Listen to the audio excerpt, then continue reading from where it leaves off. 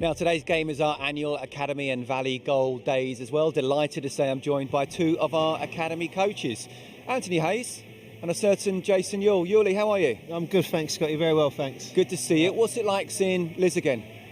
Oh, it's never pleasant when I see Liz. No, it's always good to see him. Always good to see him. I got the curly finger Friday in as well, so he was saying that you never got it. He was getting yeah, no, I got it a few times that way. I got it a few times. Look, I mean, looking back to when you were playing here as well, certainly in terms of the academy, what was the expectation of, because of the good reputation the academy had, that players, youngsters would be coming through on a yearly basis? Yeah, I mean, that's always something I knew of when I was growing up at Wimbledon and what Charlton were doing down the road. And when I joined, it was very much that. It said like Liz was a young one that had come through, Forge, Paul Konchesky, Scotty Parker, and then the latter ones came through, Lloyd Sam, Jamal Campbell-Rice. So there was always that sort of conveyor belt of younger players coming through into the first team, and it's something which has continued even up to now. It certainly is. And Anthony, you look after our under-18s. Today is a different looking academy day to normal, isn't it? But how much do the young lads and the parents normally look forward to this type of day? Yeah, no, I think for the 18s, Scott, the 18s probably ambition is to be on the pitch rather than just maybe parading around it. But I think for the younger ones and the families, it's obviously a lovely experience. But I think what it shows when it's full here, it's a special place to play your football. You know, it's a Premier League stadium. We've got a passionate set of fans who care deeply about the club, and I think what they've always had and what it shows on the academy day is the connection that they can have with our own players, the homegrown ones. So that's why it's probably between myself, Jason, and the rest of the academy staff, our responsibility to keep them coming through.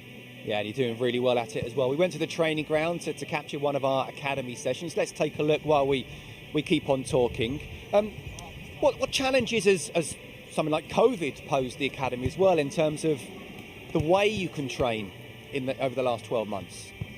Yeah, no, it has posed us challenges. I think first of all the club have done a really good job in ensuring that the environment that we work in is safe for the staff, the players, and our families, and that was paramount from the get-go. It's had an impact in terms of like fixtures have been cancelled. Our probably development window has shrunk a little bit because the players are in later, they get away slightly earlier because of the restrictions that we have with indoor facilities.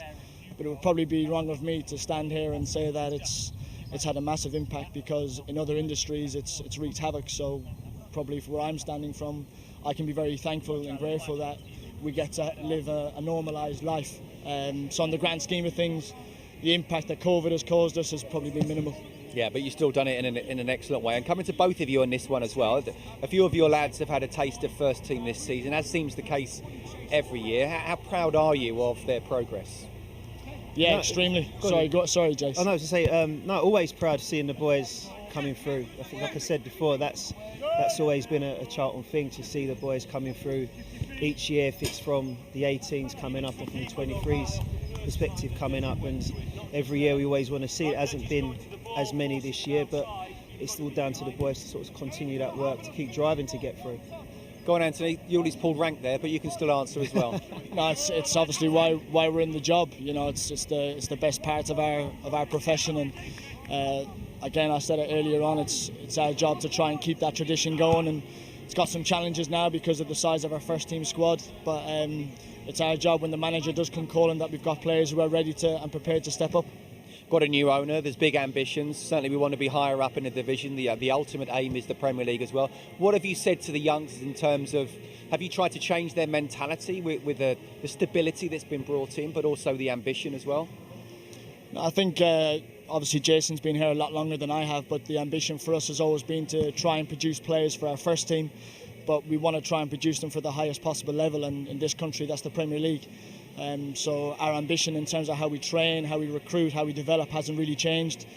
Just the challenge has.